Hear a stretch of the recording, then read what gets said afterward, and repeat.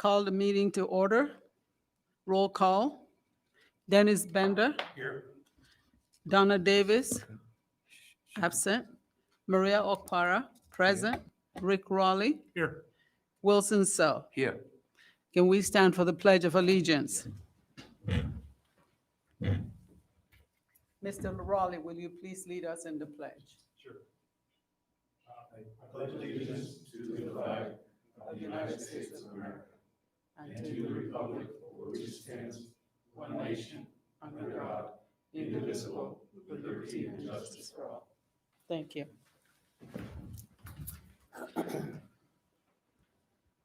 Kylie, do we have any public comments?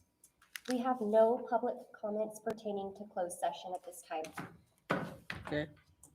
Now we need to go into closed session to discuss the following: public employee, discipline, dismissal, release, reassignment, transfer leave, titled certificated and classified employees, public employee appointment, resignation, retirement, reduction, title, certificated and classified employees. Conference on Litigation, Government Code Section 54956.9A, current litigation, 3 cases, CI VDS 1813952, CI VDS 1907172, CI VDS 1937043. Government Code Section 2019 to 2020, 07, 2019 to 2020, 08, 09. Conference litigation with real property negotiator, Government Code 549568. A, negotiating parties, Matthew Schulenberg, Apple Valley Unified School District. B1, APN number 3112-241-71-0000, CJC Holding LLC. B2, APN number 3087-171-07-0000, Frontierland Holdings, Inc. B3, APN number 0439-019-2020-0000, Omni 20.12 Apple Valley LLC. B4, APN 0439-012-21-0000, Omni 20.12 Apple Valley LLC. B5, APN number 0439-012-22-0000, Omni 20.12 Apple Valley LLC. Conference with labor negotiator, agency negotiator Dustin Conrad, employee organization, Apple Valley Unified Teachers Association. Conference with labor negotiator, agency negotiator Dustin Conrad, employee organization, California School Employees Association. Conference with labor negotiator A, agency negotiator Trinae Nelson. B, employee organization unrepresented. Superintendent evaluation. Now I ask for motion to go into closed session. So moved. Second it. Any opposed? None.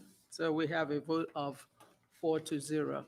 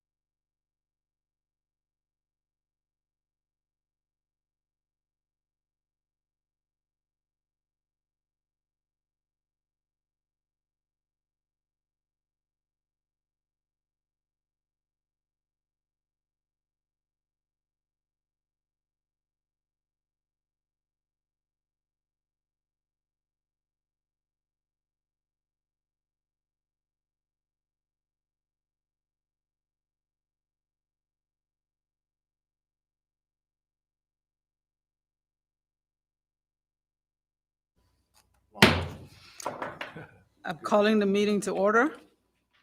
Can we lift the Pledge of Allegiance? Mr. Raleigh, will you please lead us in the Pledge of Allegiance? Yes. I pledge allegiance to the flag of the United States of America and to the republic for which it stands, one nation, under God, indivisible, with liberty and justice for all. Thank you. Now, before we begin, I need to let you know why my superintendent is not here and the president of the board is not here as well. They are both tending to a personal family emergency. Thank you. We don't have any actions taken in closed session.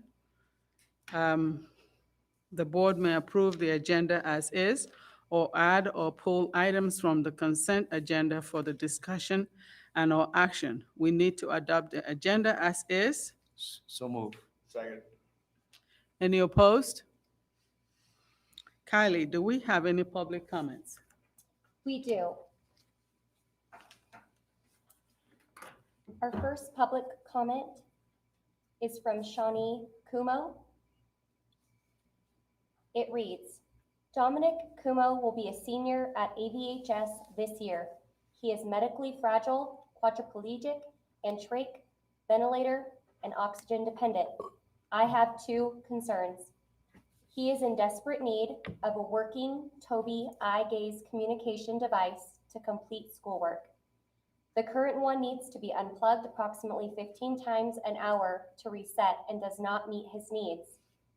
Ms. Wells has submitted a request to Tobii and is awaiting a quote. My concern is how long he will be without a working device this school year. My second concern, during the spring distance learning, Dominic was not allowed access to his paraprofessional and therefore not able to participate in classes. A video conference plan for the paraprofessional needs to be in place for the fall schedule. AP Government and Econ, English, Agricultural Business, Geology, Baking 2, and 3D Animation at VBC. Thank you. I have one additional public comment that was received. It is from David and Crystal Figueroa. With all due respect, and to whom this may concern, our concerns as parents of our 4 students within the Apple Valley Unified School District are as follows. Due to confirmed radiation from long-term Wi-Fi exposure that has a negative effect upon health, we are not comfortable putting our children in a position where their entire day is in front of a computer.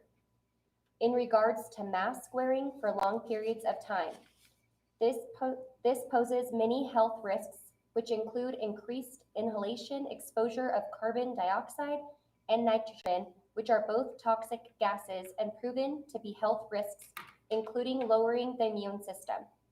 The masks are known and proven to be insufficient in protecting against viruses. The 3 ways of exposure to viruses are inhalation, ingestion, and absorption through mouth, nose, eyes, and skin. The mask only covers the mouth and nose, and this is if the mask is being worn correctly, completely covering the mouth and nose. Lowering the mask below the nose makes the mask completely useless. The only true protection against a virus is a Class B hazmat suit, such as what's worn in a laboratory that deals with bacteria and viruses.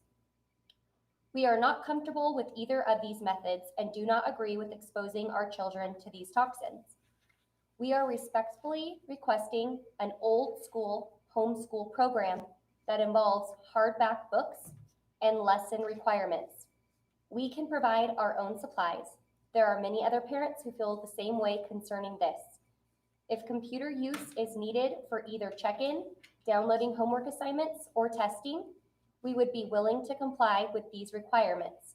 However, long-term exposure, radiation, and toxic gases are against our physical well-being and health practices for our family. Thank you for your time and consideration. Is that it? Yes. Thank you. The superintendent comment? No superintendent. Board members, you have comments? Mr. So?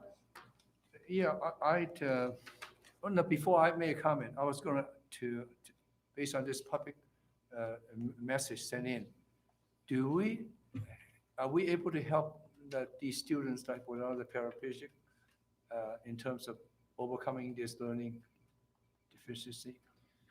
Yes, absolutely. For example, in the items mentioned in the first request from Ms. Kumo, Yeah. the new Toby, I'll check into the details of that purchase, but that's something we can absolutely make and expedite. Dominic is an unbelievable young man whose incredible intellect needs to be nurtured and he needs to continue. So we're going to get on that. This is the first I've heard of this, so we'll chase that down. As far as teleconferencing with his aide, as I mentioned, this year's distance learning, whatever form it takes or time period, will be characterized by just that, live teleconferencing. So we will be making those contacts and we'll check directly in with her. Okay, on the board comments, I do have a couple items. Let me just point out. I read a email sent back to the board member from the superintendent. There was a comment made. So the district have our staff, administration staff, and our board review after they made the presentation just on our budget. And we did make a comment, say, if we don't watch out what we spend, some point down the road, we will have cuts to staff. I believe we have made that comment. There was a response back from AVUSD, which I feel is unprofessional. He was saying that, well, that the district staff is mismanaged the district. In essence, I was going to volunteer. In that case, the board is mismanaging the district, but we never do as a board. Okay, so I think this is a response need to make back to AVUSD and say, don't make that comment again, in my opinion. Okay. The other thing is that as Mrs. O'Para pointed out last time, we attended a session offered by CSBA Region 6 for Region 16 board members.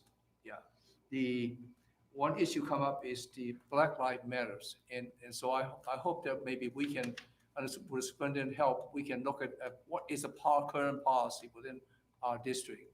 Okay, if we have one, if not, Mrs. O'Para and I say volunteer, she's going to take the lead and we'll put together one.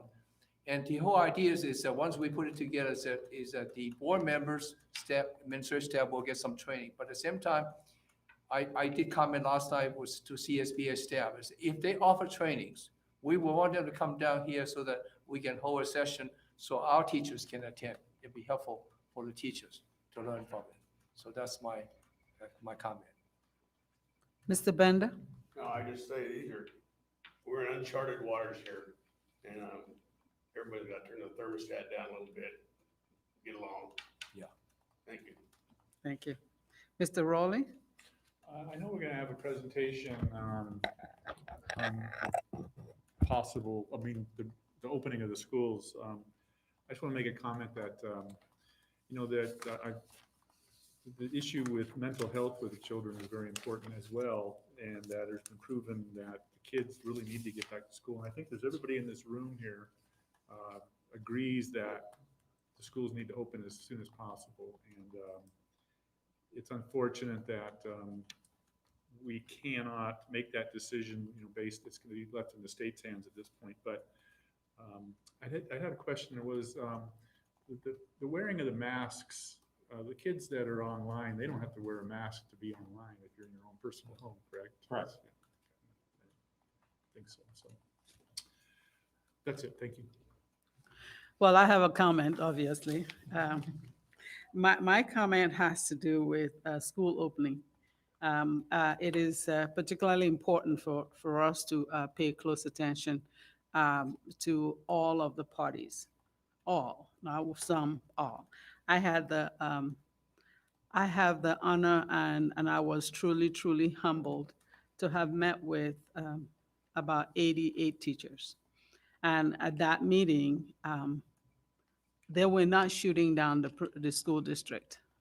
They were really concerned about how school's going to start, if school's going to start, and all of the little things that had to come into play, and to be included in the discussion because they are in the front line whatever we say here, they're the ones that will see the kids. The bus drivers will be the ones that see the kids first if they're going to be transported to the schools. The kitchen staff will also have to see the kids because they have to prepare meals for them. The classified staff will see the kids because they're going to have straight up hands-on. But it was particularly interesting to see, to hear from the teachers their concerns, which were really genuine. There was no concern that wasn't genuine. And my job was just to listen and to take the information back to the superintendent, which she has. So I gave all of that to the superintendent, and she assured me that she was going to respond to the things that are very critical. And I must say that I am really happy to know that you extended the invitation to the Teachers Association to participate in the process. I am hoping that their participation is going to be really listened to, that when they give you suggestions, that it's not just suggestions and we already have a thought already set up in mind. Whatever we decide as a board to give you directive on where we are going as a district, I want us to keep in mind the teachers and the challenges they are going to face. I would rather keep the schools closed and have the teachers teach whatever the governor has requested than to attend any funeral. So my job as a trustee is to be sure that I take care of all employees. And I'm really looking forward to a good start of the school year where people will at least be satisfied. We won't satisfy everybody with that, but at least a good number of people will be satisfied. I also attended the equity conference, and I have attended quite a bit of the equity conferences in the that is offered by California Department of Ed, and some are offered by CSBA. And the big question that keeps coming up is equity and the materials that we use for our students. I would like, as a trustee, that we begin to look at our history books to be sure that our history books will be teaching our kids about their heritage. Quite a few of these history books are not up to date, or obviously, if these children come out and they are not learning anything about ethnic studies. I would really like a study in this district that says ethnic studies so that those students will understand who they are as individuals, and to train our teachers so that there will be more understanding of that. But I'm waiting for the presentation so that I can ask questions at the end.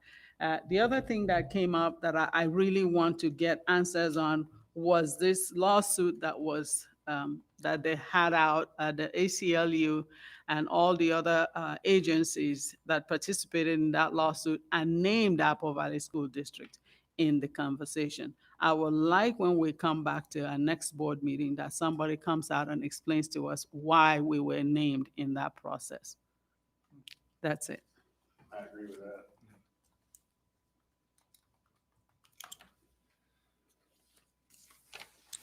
Okay, we have a presentation. Mr. Buchanan, I can just go board temp and take over that screen. Okay. Yep, there it goes.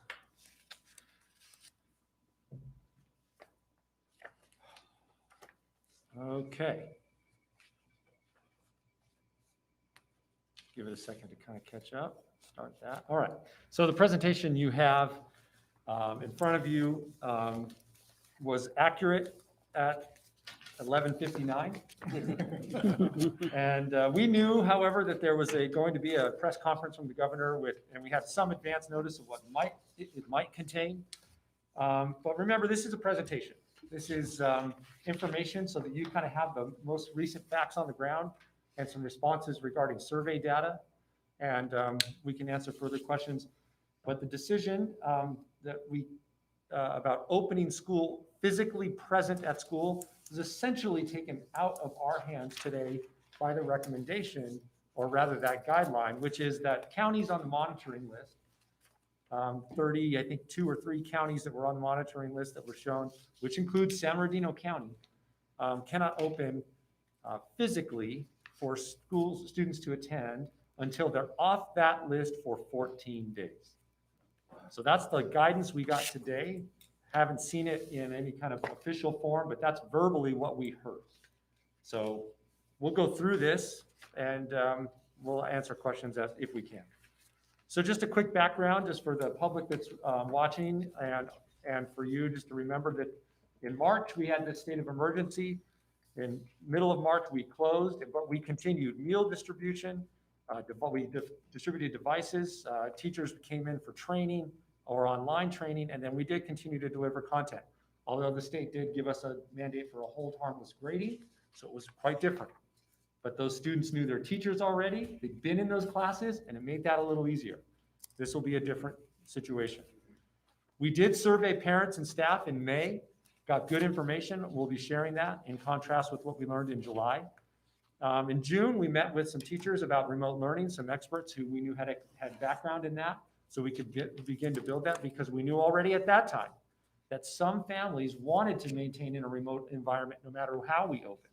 So we wanted to be ready to serve them. Then in June, we did get approval from the County Department of Public Health to move forward with the CIF and National Federation of High Schools plan for conditioning in athletics. So we started on June 24th. By July 6th, that had been suspended. Where does that stand right now? Suspended. It's still suspended. No youth athletics. None. And so we had 2 weeks of conditioning, or nearly, not quite. And then in July, right about that time, we did do a second survey to parents and a survey to all staff, and we got just over 1,000 responses. So we got incredibly good responses from the staff, 6,500 responses from parents, almost half of our, I should say 6,500 responses, which indicate 1 response per student. So just about half we received, which is an incredibly good rate of return. And then finally, last couple of days, Tuesday and Friday of this week, we've spent a couple hours in the morning with online sessions with over 100 employees from all job classifications, mostly teachers, the AVUTA representatives included, with incredible input. We've broken up into sessions. We've heard feedback. We've come back to principals and other leadership, gone back this morning with further questions and input. And every time we find that every group has outstanding ideas. We've been gathering and collecting those in a document that they can all see. And so it's really guided us. We have a clear sense of their concerns, the tools they feel they need, the training they want, the concerns they have for things like grading, parent education. So I feel we've made great strides in that direction. And now we've agreed to meet in smaller groups. So more on that as we go through. Good, good. I just want to reiterate also that we are subject to an unbelievable number of guidance documents from federal, state, and county level. This is just a short list of those documents. And of course, we check in with our insurer and the JPA to make sure that we are complying with those recommendations as well.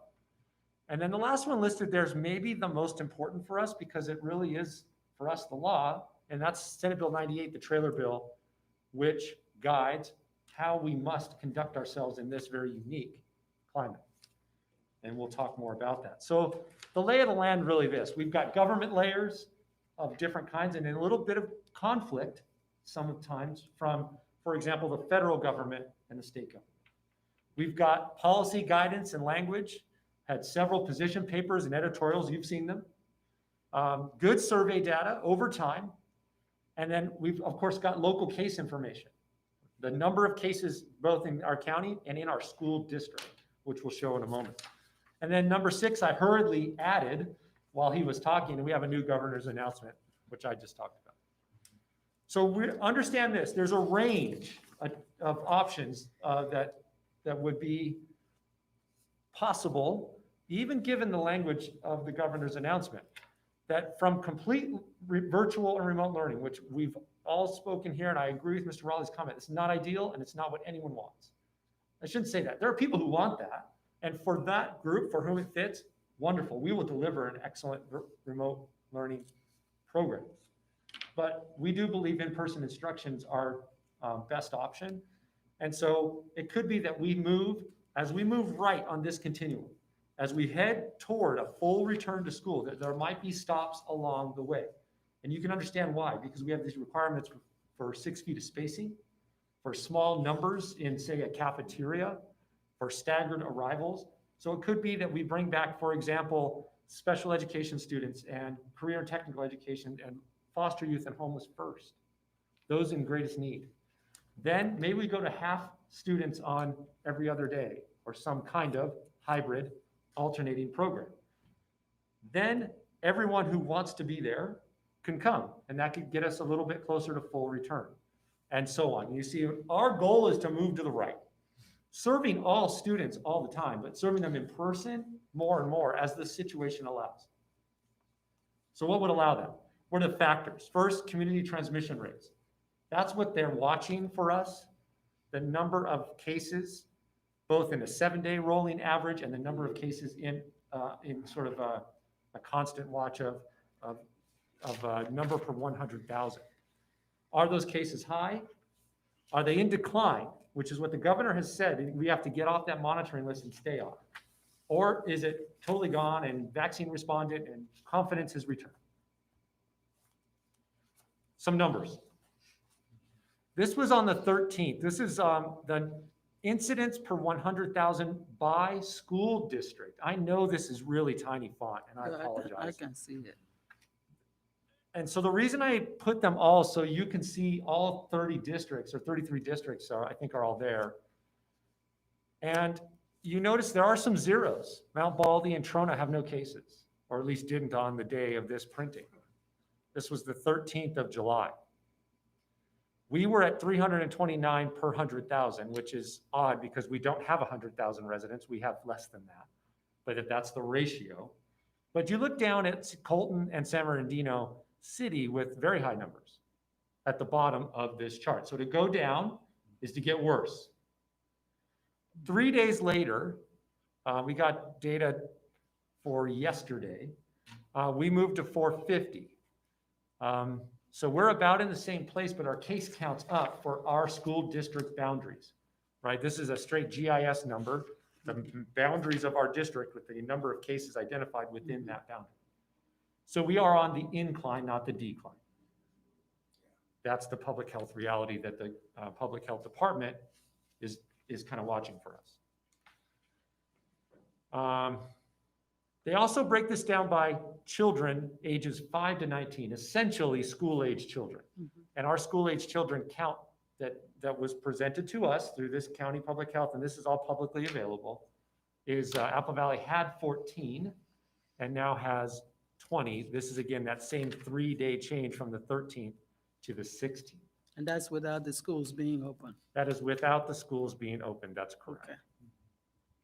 So the other factors, Trene has made contact with the local hospital administrators and is in communication with them frequently.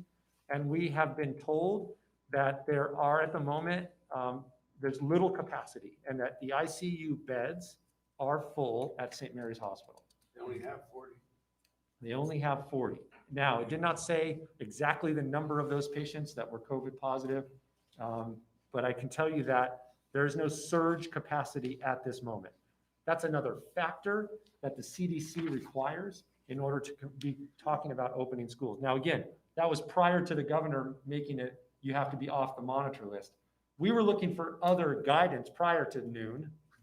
Now at afternoon, we have pretty clear guidance, monitor list or not, which does make things easier, but unfortunately for us, we were talking earlier, we are a large county with demographically or regionally different data. And so we're not sure how that'll be handled yet. Again, all I have is what I heard from the press conference. So some survey results. You need to see this because these are the folks we serve. First, the parents.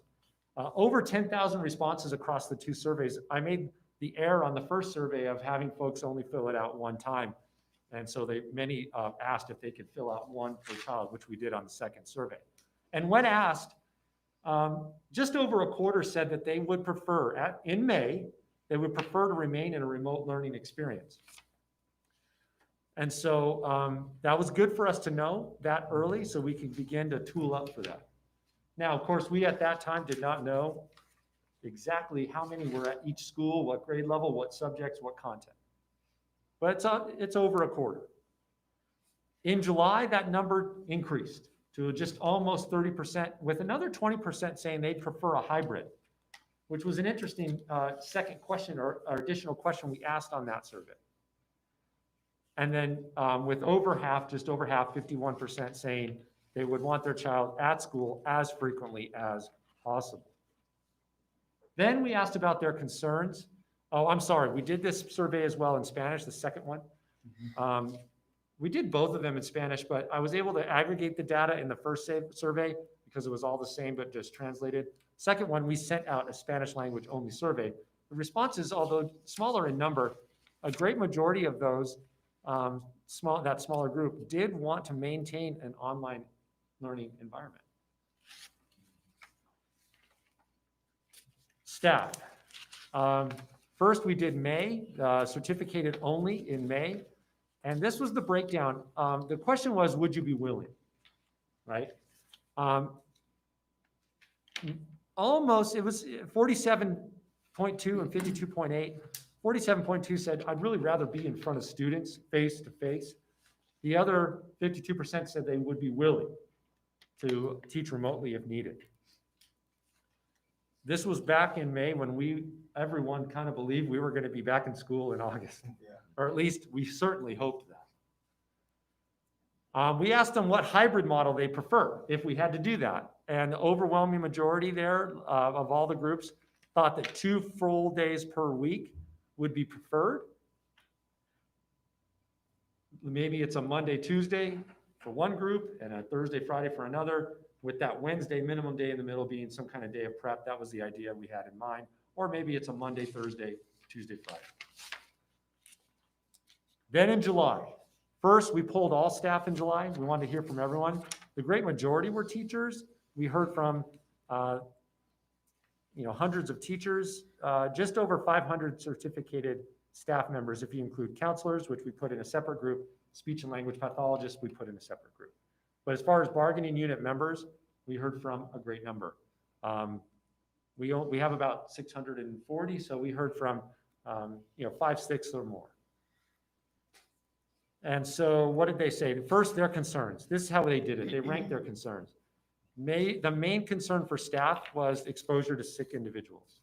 There's definitely half the students who said that is their largest concern, half the staff members. That's from all employee groups. The next highest concern was providing for their family. Remember, not all employee groups in that survey are covered by any kind of guarantee for no layoff for this year. So that might be what's driving some of that concern. There's great concern about face coverings not worn. That was brought up verbally also in the teacher meetings that we held. What will we do if they don't wear them, if students won't wear the masks?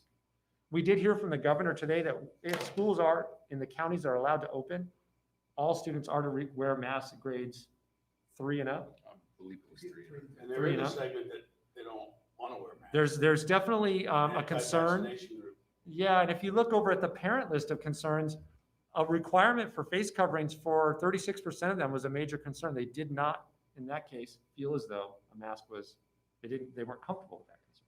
So we have an issue there when we get to a hybrid model. We'll have to be clear about the face covering requirement and articulate our stance there based on the public health requirements. So what do we do with a staff member who says, that's my constitutional right, I do not want to wear a mask? What is our position as a district? Because you're definitely going to run into staff members who will say, I'm not doing this. Yeah, at the moment. What do we do? At the moment, it is, if they are in a public setting where they're interacting with other people, it is required. It's a public health requirement.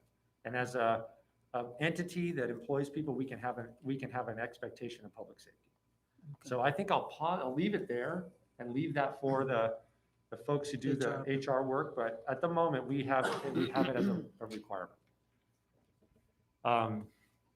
So you can see those considerations there. I mentioned earlier that parents are very concerned, as we are, about socialization and the mental health of their children, their need for interaction, both with their peers and with teachers and with the system. And so what might more specifically those phases look like and how those might have to happen. If we get the ability to bring students back to school after this period of remote learning, it could be that it's for, again, a small number. But they, at the moment, unless the rules change, would have to wear face coverings and be socially distant. And lots of sanitizing required every step of the way, even now at any building we're using. And then, of course, working toward more in-person. Our thought before today was that we would reevaluate in 4-week chunks. We have a natural chunk of time between the open of school and Labor Day. It's 23 days. Then from Labor Day to our October break finishes the quarter. That's another 4-week chunk of time. Now we will be watching the monitor list for our county and those case numbers. But we will continue to update our community and you about where we are on that. But our goal was to be out. We wanted to make the chunks small enough so that we were out as little as possible, and yet give ourselves time to make a chunk of time that we could build an instructional unit. So we don't know now because we don't have that, I don't have no sense of when we'll be off this monitor list. If we were to start today, we don't meet the requirements. We have to remain fully distant. That's been cemented by the governor's announcement. So we will be offering staff training for distance learning. That training is going to be informed by the staff requests for training that were made this morning. We have teams working on that and texting me right now. It's been excellent. This will be robust and meet the needs of our staff as best as we can, who can then go out and meet the needs of the families and children. We will be, as Mr. Conrad said, we'll negotiate with the associations to make sure that their return to work process is unified with our, path forward. Those have been characterized by a willingness to work together at this moment. And of course, we'll keep reevaluating as the public health, as these data points keep changing, we'll keep reevaluating, hoping that we can push toward phase 2 or phase 3. So our areas of concern, we know that even if we don't come to school, we've got to be checking on homeless youth, foster youth, our students with disabilities. The law requires that the English learners still have those integrated and designated supports that the law requires them when they're at school. Those students performing below grade level, and of course, the great concern is there has to be some accountability and connection. Distance learning now means, according to the governor, daily live interaction. Now, interaction doesn't say that it has to be synchronous. Sometimes it could be a recorded video, perhaps, placed there. We know some children are performing the function of childcare provider for a younger child, or going to work with an adult parent, so that lesson can sit there for when they come back. But any day the student does not interact or engage in the learning is a day of absence. We must take daily attendance, even in this distant system. Pat, is there a time that the child has to be online? I know in the springtime, some of the kids were getting stuff done in like 10, 15 minutes. Yeah, good question. There are time requirements in the law, and we talked about those with the group this morning or on Tuesday. The law says that we have to meet a minimum day. So 230 or 240 minutes, there's actually some continuation is 180, but we're thinking of it as a minimum day, 240 minutes. Now, that's 240 minutes worth of work, not 240 minutes of live time in front of a machine.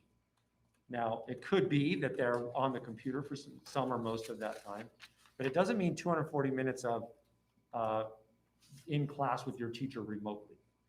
But there is an expectation that there is enough work that would equal roughly that much work time at a minimum. So yes, the law has been clear about, we must provide for that amount of work. And the district has a way of monitoring that? We don't have a way of monitoring it down to the minute. Here's what we have. Kind of like with independent study, we can get a sense of how long an assignment ought to take. That there's a video to watch and comment on, that there's a lesson to do, that there's a 30-minute check-in with the teacher, that there's those kinds of things spread throughout the morning.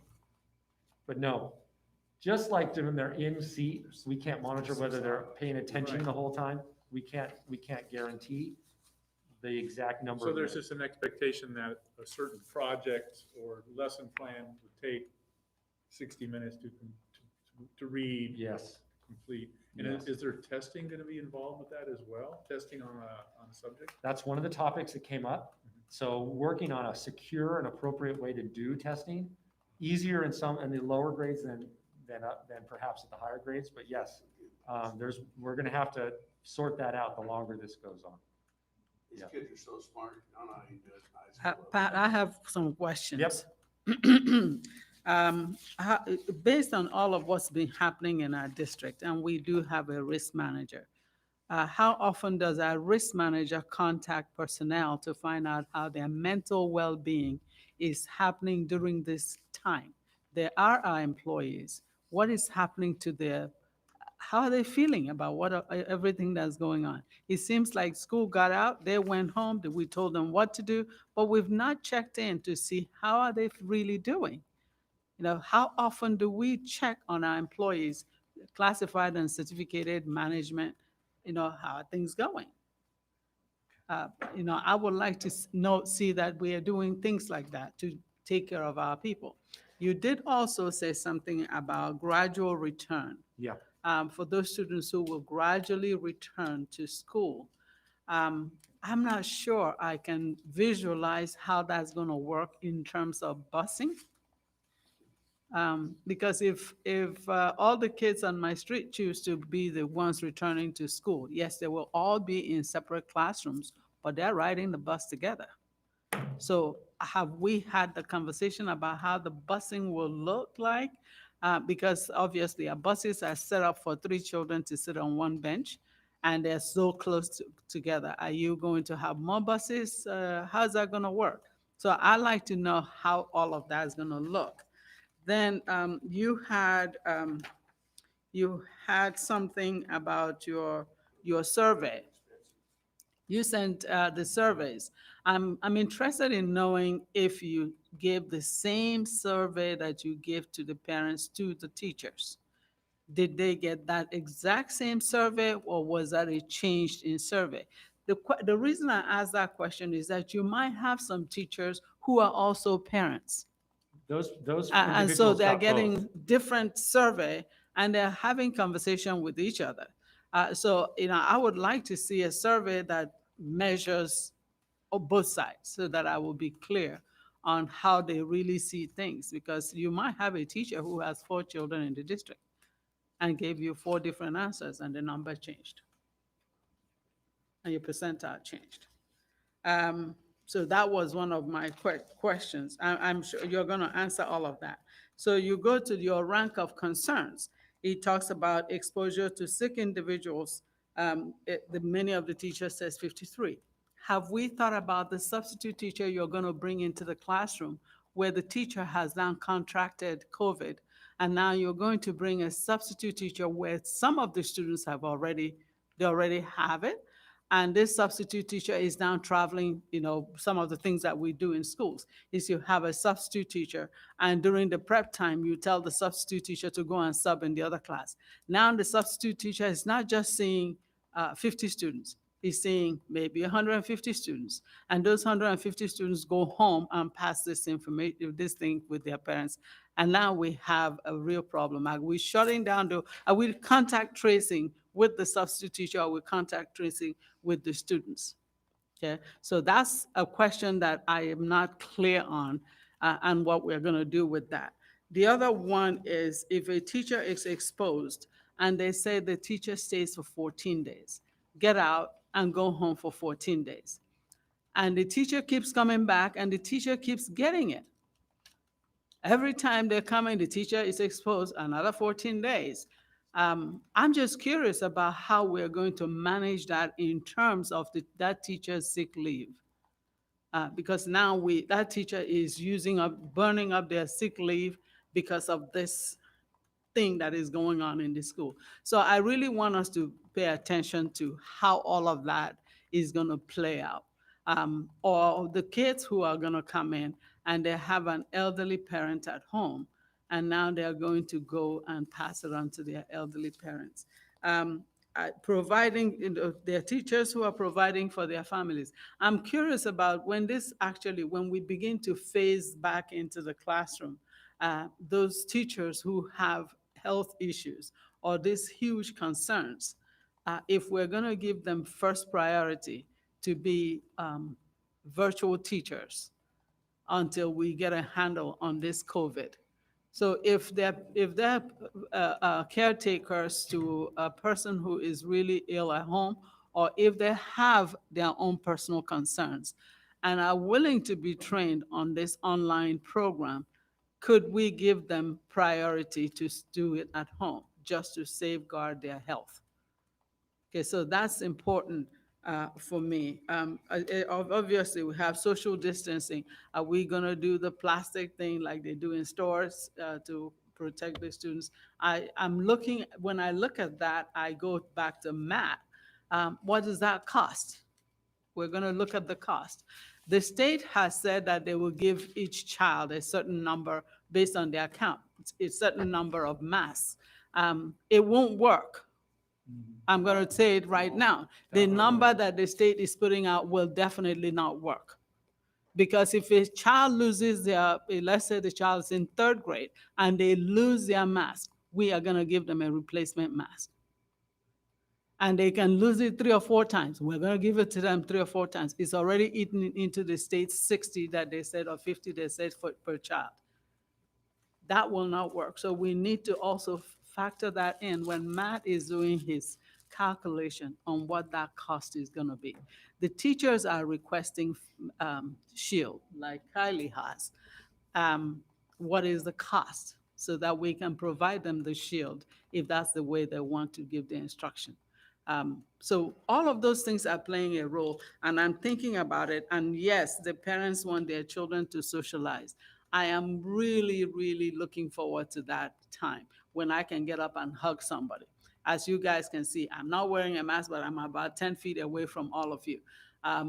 Because if you come any closer, I will cover my face. But I like to get figure out how we're going to socialize these children when we set up our online course. Perhaps when we set it up, we should be encouraging the teachers that their first 5 minutes or their last 5 minutes, they just leave the system so the kids can socialize with each other. They can have that time. So it's up to you guys who are in the field. Yes, I am also in the field, but not in your kind of field. To be able to organize that so that parents will have that. We can do drive-by at their neighborhood and wave at them and give them what they need. I'm very, very, when you look at the concerns, that's where my biggest concern comes. I really want to see that. Yes, the hospitals are filling up, and yes, St. Mary says that they are full, but we don't know where they send other people when they get it, because if they have 40 beds for the COVID or 40 ICU beds, when 40 ICU beds. So if you have 50 people, where do they go? They So, have transport to closest hospital. yeah, Marie, can I jump in? We have asked a lot of questions, if I may, and I'm not sure staff or even ourselves today, we can really resolve it.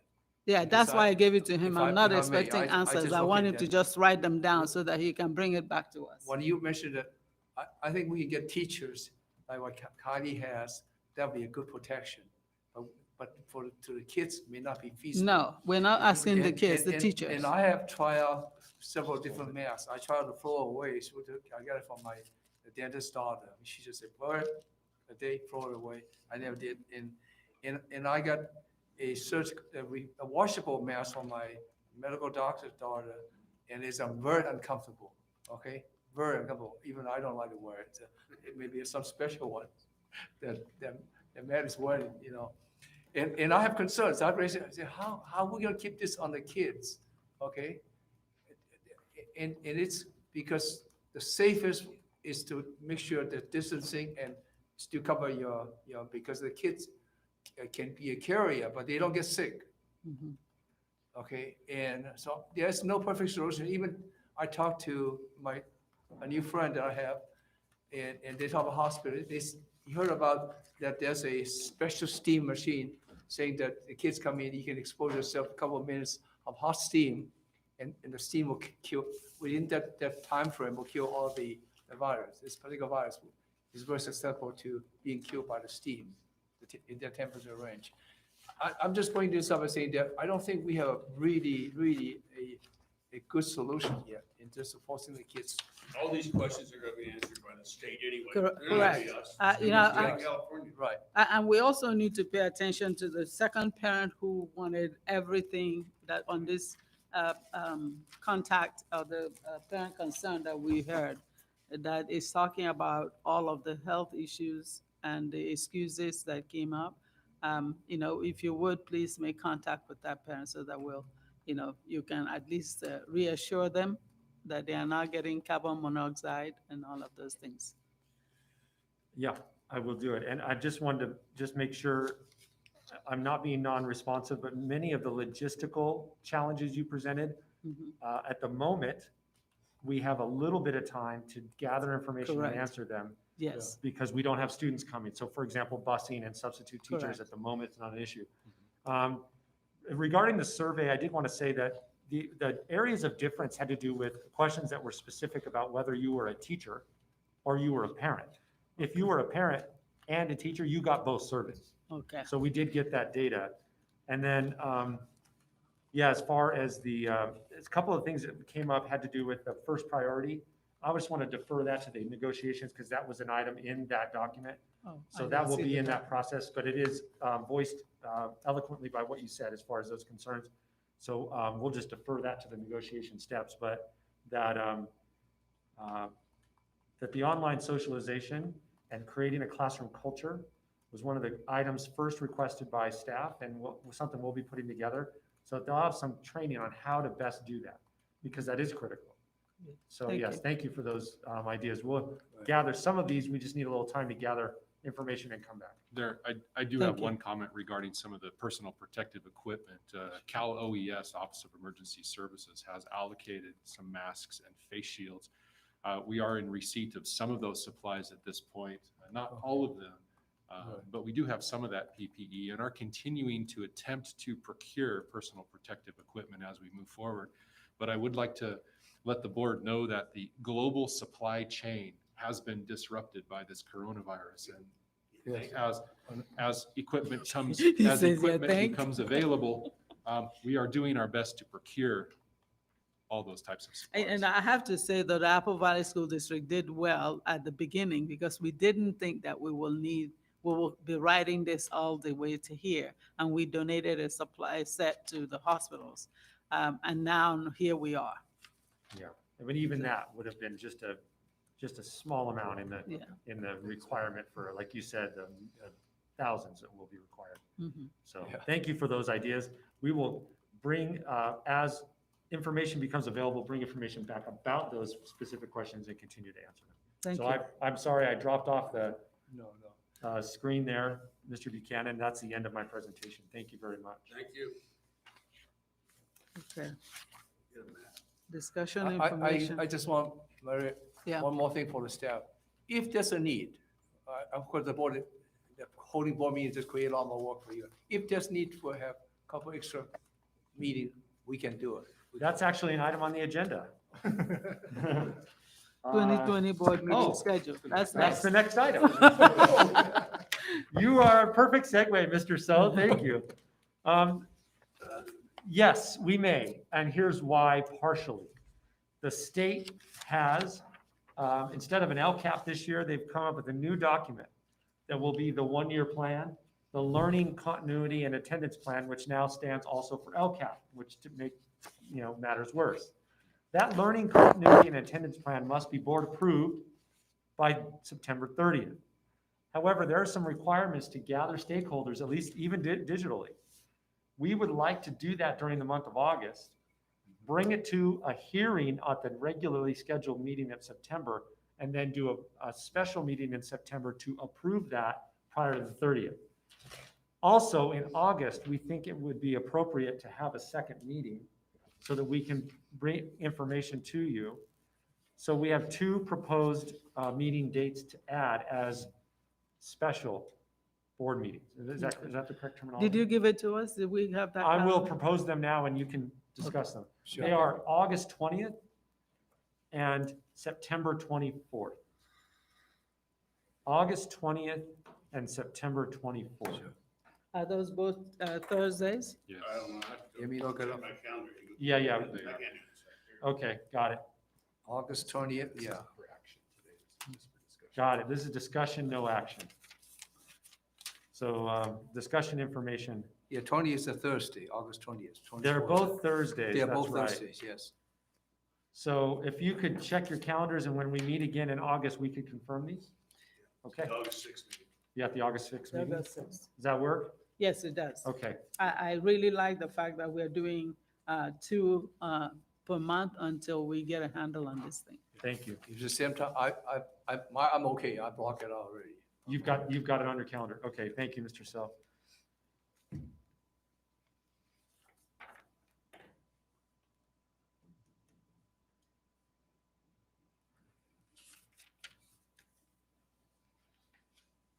Do we have a time or not? I would defer to the group. I like them during the day. What's Yeah, that? during the day. I like during the day so that I can see Well, where I I'm would, going. I would suggest that the August 6th discussion action item would be agendized and the board can discuss and take action and schedule the dates and times at that Okay. point. Okay. Thank you, Matt. In August 5th, yeah. And August 6th is still at the 1 o'clock, right? Was it yeah. at 1 o'clock? No, August 6th. No. Should be at the regular It's a time. It regular was time. regular time, Regular 5:30. time, yeah. Yes. The adopted board meeting list at the moment says 5:30 PM for public comments Okay. and then go to closed, et cetera. I mean, until we go where the public can come, because it's hard for the public to come during the day, but since Yeah. they're not allowed in, if we can, do as many as we can during the day, and then when this ends, we can go back to the evening so that kids can come and give presentations. Parents presentations can and all come that. after work and participate, but Yeah, we moved the meeting to 1 o'clock only because of the time, something to do with the time, but I think we can stay with the regular time, we okay, right? I think that would be appropriate to discuss at the Was the 6th. September was what? The proposed date for the additional meeting was the 24th. Okay, thank you very much. September 24th, yeah. The August 6th meeting, however, has been scheduled and agendized Right. for the regular time. Okay. Thank you. But we, at that time, could make a change.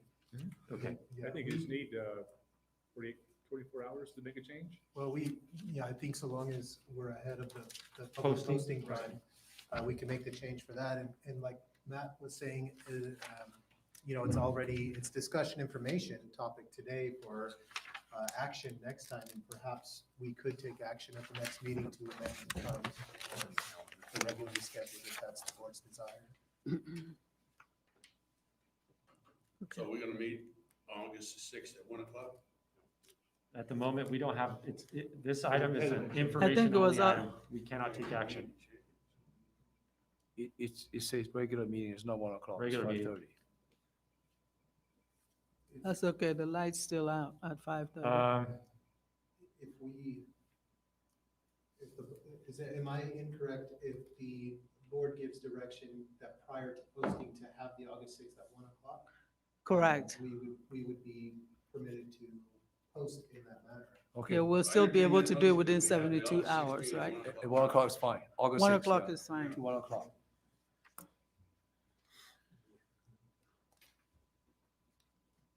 Okay. Discussion, action, oh no. Matt, Another you have, presentation. you have another presentation. I do have a presentation. Thank you, Madam President. Sure. Great. Okay, there's a presentation. You were there. That's pretty good. It's a great illustration. What? Oh, yeah, all right, there we go. My disclaimer, as I always, this is based on what was presented at the School Services of California Finance and Management Conference, which was held virtually this last Tuesday morning on July 17th, I'm sorry, on July 14th. School Services prepared several slides, and the majority of these slides are School Services prepared slides that I'm going to talk through. There are a couple slides about halfway through the presentation, which are Apple Valley Unified specific information. So here I go. If you've been following the economy, we've had kind of an economic crash over the last several months. Not in the stock market, though. Well, I know that. with the economy in the state of California, with the closure of the states and the national economy and the state economy have been significantly impacted. Recovery started a little bit when states started to reopen, but you see it slowing now as states begin to close back up. And we do have some record job growth loss, unfortunately, due to the coronavirus pandemic. Some economists are predicting that we're going to begin to recover when we get into the latter part of 2020, this fall into next year, and have predicted that the gross domestic product on a national level will reach pre-pandemic levels sometime during 2023. So they are predicting a fairly quick economic recovery in the terms of past economic recoveries. The one statement that really kind of caught me on this one, when the nation gets a cold, California gets the flu, because California really is significantly impacted anytime there's a national recession. You'll see the national unemployment numbers peaked in April and have declined slightly into May as states and cities and counties and businesses began to reopen. California, not so much. We still have record unemployment in California. What's happened also in California, which has a direct effect on school district finances, is the extension of the tax filing deadline. I do believe it was the 15th this month, 2 days ago was the tax filing deadline. So the California is operating on projected tax receipts and revenue at the state level. So in the next few weeks, we'll have a much better idea of what those tax receipts at the state level are, which of course will affect California's operating budget, which trickles down to us as a school district. This is just a quick slide of what the general fund budget summary revenue was. I apologize, it's not quite all fitting on the screen here in the room, but you have a paper copy of the presentation at your desk you can take a look at. One thing the governor did do is he implemented the budget stabilization account and has used about half of that budget stabilization account at the state level to attempt to balance the state budget. But he had about 7.8 billion he could use toward about a $54 billion deficit. So it did not balance the state budget, but it did help. One of the things they've built into the state budget, which has a direct effect on us, is the hope for additional federal assistance. Now, we have some federal assistance already in place and in the current state budget, which has assisted local educational agencies, us included, but they're hoping for another federal relief package, which will then bring more federal funding to the state and will assist and help with what cash deferrals are in place currently. And I'll go into a little more detail in the cash deferrals that we're facing this last month already and then during this fiscal year. So there are a lot of risks to the state budget. One of the things that we're still faced with is a possible revision to the state budget this fall as they figure out their tax receipts, as any additional federal aid may or may not come to the state of California. So as we look at our budget, we may have to adjust again sometime this fall if California makes material changes. Just a quick look at our LCFF funding from January to May to the enacted budget. We kind of went on a roller coaster ride with what was going on. Because if you recall back in January, the economy in California was ticking along with one of the longest sustained economic recoveries we've seen. Tax receipts were up, personal income was up, and school budgets were up. Then March happened. We closed, shut down the state, economic, and the May revision was huge cuts, 10%. And now in our enacted, what we're faced with now is level LCFF funding from last year. What the state has done is they basically said, whatever you got in 1920 is what you'll get in 2021. So we're operating on that assumption at this point. So kind of what that did to us over the time, when you look at last year, we received just a little over $134 million in LCFF funding last year. The January proposal, when the economy was ticking along for this year, we were projecting almost $139 million in LCFF funding based on the governor's January proposal. His May proposal cut that for us, for Apple Valley Unified, down to about $125 million. But now with the state adopted budget, the assumption we're making is we're going to get exactly the same funding we got last year. Flat funding, 0% COLA. There are some one-time funds that are in the state budget to assist local educational agencies and Apple Valley Unified. That top one is SB 117. That actually came last year. That's a state one-time funding for immediate coronavirus response needs. The CARES Act, federal money. We have a few different pots we're looking at there. We have some coronavirus relief funds. You'll hear those referred to as CRF funds.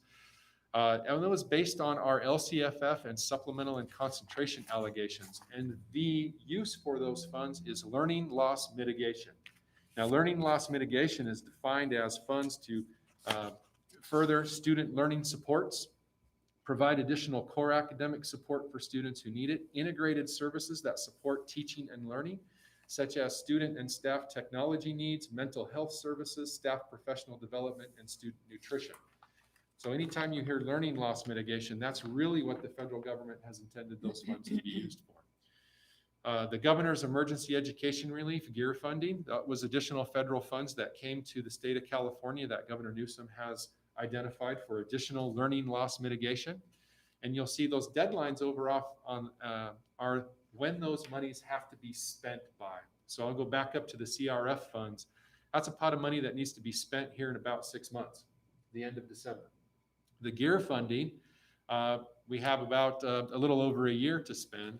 And finally, our ESSER funding, which was the first pot of federal relief that came to us, we actually have a little more flexibility and have until September of 2022 to spend. And here's the dollar amounts that we're receiving in those different pots of money. California sent us $218,000 back in the spring. That money has all been expended. The CRF, the coronavirus relief, the GEAR and the ESSER, that's all the federal funding with those different spending timelines. And you'll see those dollars in the budget as one-time revenue. And we will have some expenditures booked against those. Again, based on the timelines to spend that CRF, we have to spend within the next 6 months. GEAR by September 21, and then ESSER by September of 2022. So the flat LCFF funding, this is really a slide that School Services has produced that really kind of illustrates what we're faced with on an annual basis with all the different costs, or some of the different costs we face. If you look on the left, you'll see S&C growth and base growth. That base growth, that represents the increase in our LCF funding last fiscal year, 1920. You'll see on the right next, you have step and column, you have STRS increases and PERS increases, and then special education contribution. That varies so much from district to district. And what this slide illustrates is the average ADA revenue and expense for the average school district in the state of California. This is not specific to Apple Valley Unified. So you'll see in the 2020-21 year, the year we're now in, we have no COLA. Our LCFF growth is 0. But in that next column over, we are still faced with increased costs. We do have a STRS rate decrease due to a buy down the governor has put into the budget. So our STRS contribution on behalf of our certificated employees actually is slightly going down. However, we have step and column for all of our employees. That's an additional cost.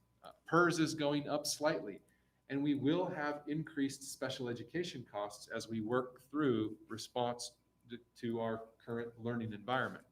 And again, in 21-22, school services is recommending a zero COLA. And you see there's those other cost indicators, step and column, PERS and STRS. And you see in that last year, there is no relief for STRS. So you see a big jump in the STRS rate increase, the PERS rate increase, and then step and column continues at current zero COLA recommendations by school services. And this slide illustrates those COLA recommendations. You see, we did have the 3.26 COLA last year. In 2021, the estimated statutory COLA, of course, was 2.31%, and that was recognized in the governor's budget. However, the funded COLA is zero. The Department of Finance is then recommending approximately a 2.5% COLA next year and a little over 3% in the second year. However, those calculations were made prior to the governor's May revision, and the Department of Finance has not revised those calculations yet.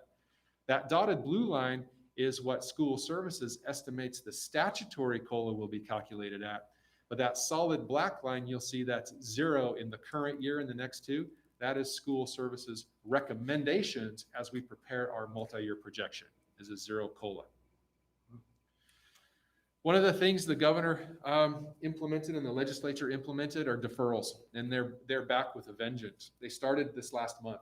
Our entire June apportionment was deferred to July, along with some of our EPA apportionment, which fortunately we did get that cash posted to our account this morning. So we are not in a cash deficit currently. However, we are moving forward with the tax revenue anticipation note this fall to borrow for possible mid-month cash deficiencies. So we will have some borrowing costs related with some cash borrowing. And I do project, due to some of these deferrals in the spring, we will have to borrow significantly more money to make cash. So you will see a resolution in the future which actually will increase our borrowing limit. Last spring, you approved up to $15 million, and we anticipate needing to borrow between $25 and $30 million in cash in the spring to cover these deferrals. So that's kind of a graphic that illustrates what happened in June. The state was due to pay education about $4.2 billion. Well, they didn't, but they did pay it in July. What the state does is that allows them to recognize a decrease in expenditures in 1 year because they don't book it in both years. They only book it in one. It's a little more detail. I will skip that. So this is what we're faced with in the spring. We're faced with partial deferrals across the months of February, March, April, and May, and a complete deferral in the month of June, and you'll see what months they're planning to pay those. That additional federal aid that the governor and the legislature are counting on will help to relieve these deferrals starting with February. If the feds approve additional coronavirus aid and money comes to California, that February deferral will be reduced or eliminated. If the feds send money that covers February, then they'll look at March and possibly reduce or eliminate March and so forth, and they'll work all the way down and eliminate the deferrals that they're able to. So this is a quick illustration of what we're faced with in the current budget year. In February, March, April, May, and June, we get 9% of our annual share. That's that first column, normal share of annual apportionment. It's the 559 schedule. They're deferring 45% of February, 70% of March, April, and May, and 100% of June. So you'll see the resulting share is 53330, which means we're losing about 32% of our cash in those 5 months. Hence the need to borrow significant cash towards the spring.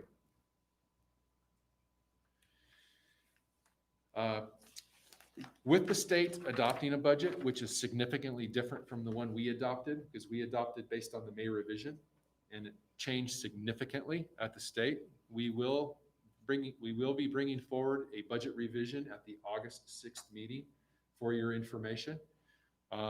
We will better demonstrate or more thoroughly demonstrate the adjustments to our revenue based on the state adopted budget, both state revenue and federal revenue, and do our best in estimating expenditures that have changed based on our response to the pandemic and our current learning environment. And this kind of lists those different areas that we have to take a look at. Our LCFF, our STRS and PERS contribution rates, any additional federal funding, lottery revenue, which is an unrestricted revenue from the state that flows to us, any expenses for cash borrowing, contributions to restricted programs, and of course, position control and budgeting. That's all I have today, unless anybody has any questions. Well, I probably one of the old board member had been exposed to trans boring that when I first got elected. It is scary that this state government situation is created, creates tremendous impact on us. And this is the reason I made a comment, say they have never experienced that. And now you have to borrow money, you know. Yeah. So people don't understand that even with the so-called the $1 million that we reserve, that we saved, but eventually we spend it all. Yes. Well, my question has to do with the federal monies that we are looking to hopefully get. In light of what the president stated, that if we don't open fully, he will hold back the money. Is this money that's already in the state's possession, or is this money that we're waiting the federal government to give? Because the federal government can only withhold money that they will send to us. The state has the money for education. So I'm curious if we are hoping for the federal to send us the money or to send the money to the state for it to be dispersed. And now we are saying we're not opening school the way you want us to open school. Is there a possibility that we will not get that federal money? I think with the current administration in Washington, there's always a possibility. We have not received the federal money in terms of cash as of this point. All of it, we have received some of it. I believe the ESSER funds or a portion of the ESSER funds are in our possession. But I will double check with my Director of Fiscal Services and I can bring a little more detail to the next board meeting as to what we actually have received. Thank you. Certainly. Thank you. Thank you. Discussion actions, it is recommended that the Board of Trustees discuss and take action on the following items. Approve the contract with Exact Technology Solutions for security camera system bid. So any questions I can answer them. I just wanted to make sure that the board knew this was a long time coming, item that Is we've that talked for about. all the schools? It is. It's every school site operations center here, everywhere. That's good. He did an extensive job walk. Mr. Buchanan and his team have been working on this to build the infrastructures that these cameras will plug into something so that they'll be able to operate. This has been years in the making. So although it seems untimely, these are funds that are for capital outlay. And this is, I think, something that is actually even in our first LCAP. So we're pretty excited about it. And we're excited that we've got a bid process that we're very comfortable with. So I move the item. Yeah, second. Who seconded it? Dennis. Thank you. All in favor? Aye. Any opposed? Consent item. It is recommended that the Board of Trustees consider approving a number of agenda items as a consent list. Consent items are routine in nature and can be enacted in one motion without further discussion. This procedure conserves meeting time for a full discussion of significant issues. I move 1 through 8. Consent items to be approved in one motion, 1 through 8. I'll second it. Okay, all in favor? Aye. Aye. Any opposed? Vote of 4-0.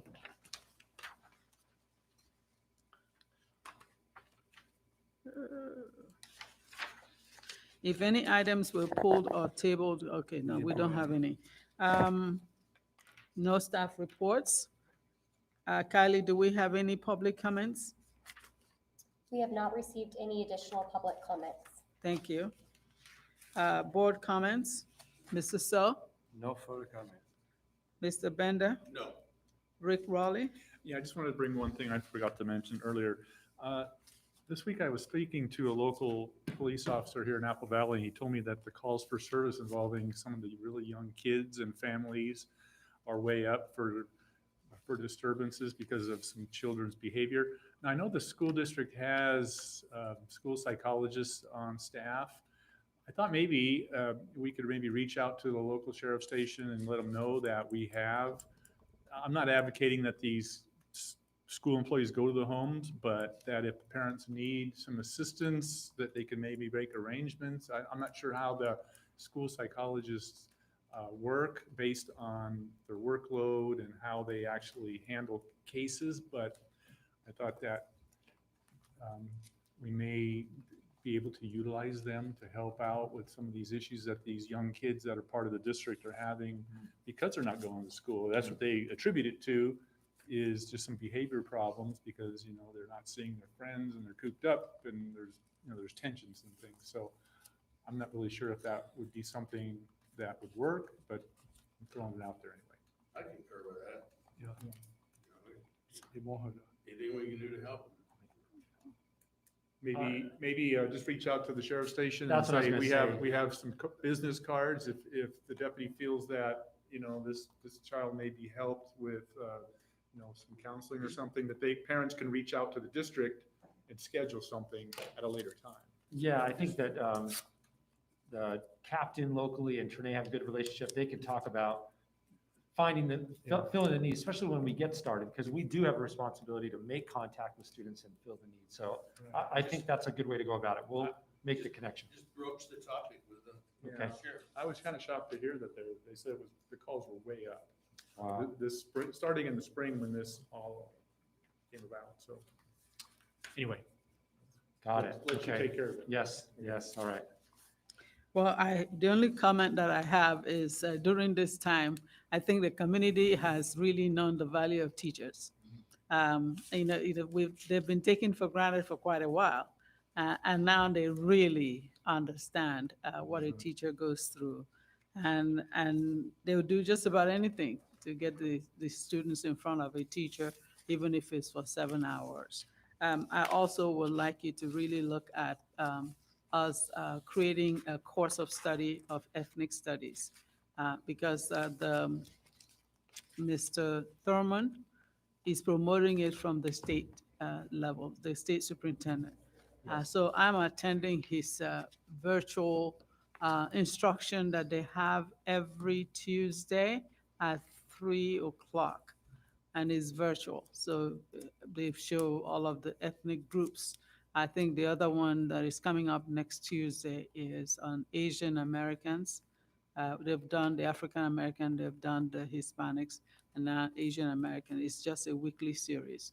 And the main thing that everybody's talking about is to provide ethnic studies at the high school level.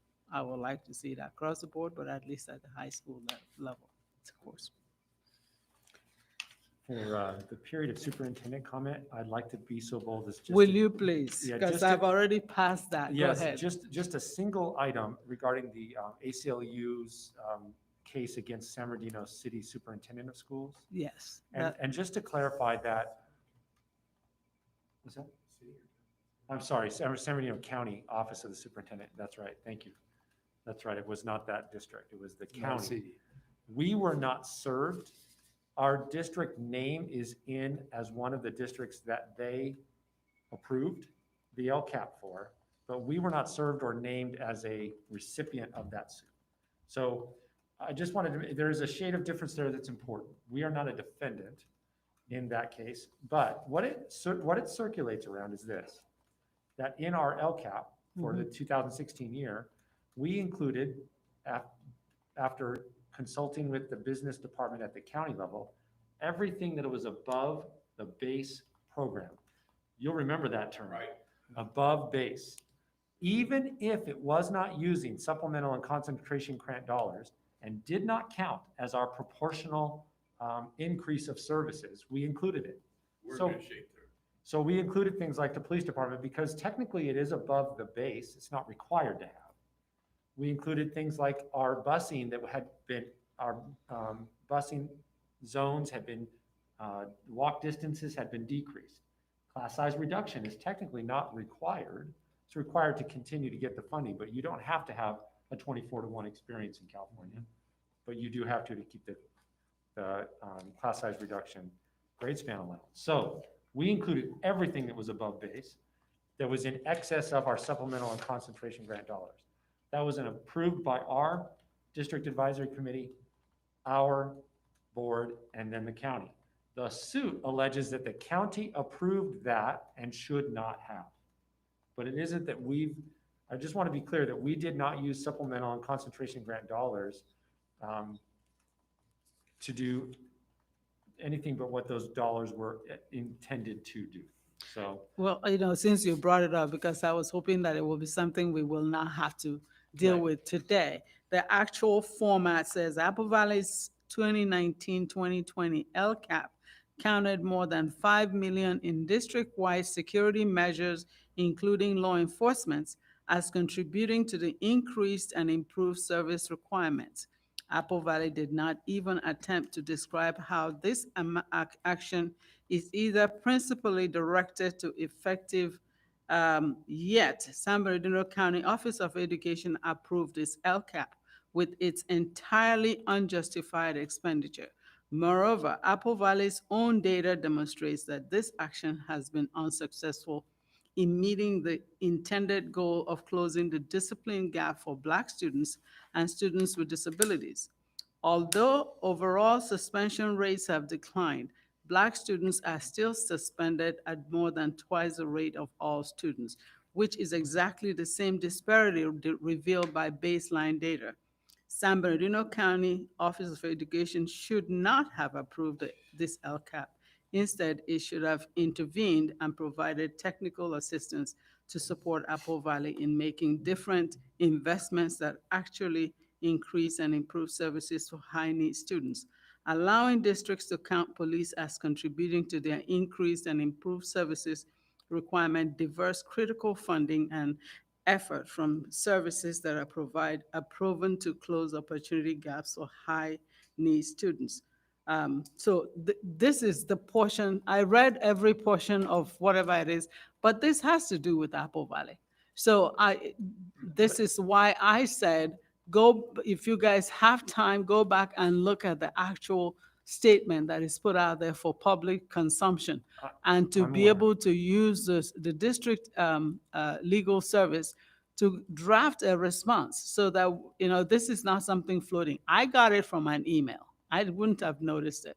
And once it came to email, I decided to go deeper and search. So this is public knowledge. Yeah.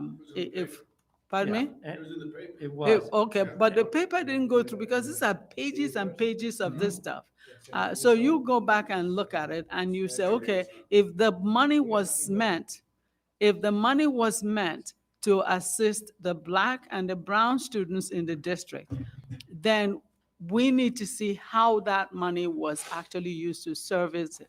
What I would have liked to see is to truly, truly encourage the students who are first generation to sign up for AVID. How do we get these students to be in AVID? And what kinds of trainings do we offer in AVID?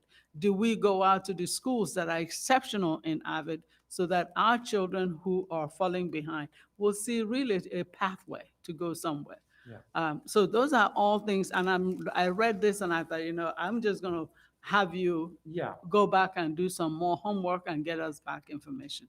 I think you read it when you read through that the allegation is that should not have been approved. Correct. And if you look back at any LCAP presentation during the last year, Mhm. that item is out Yes.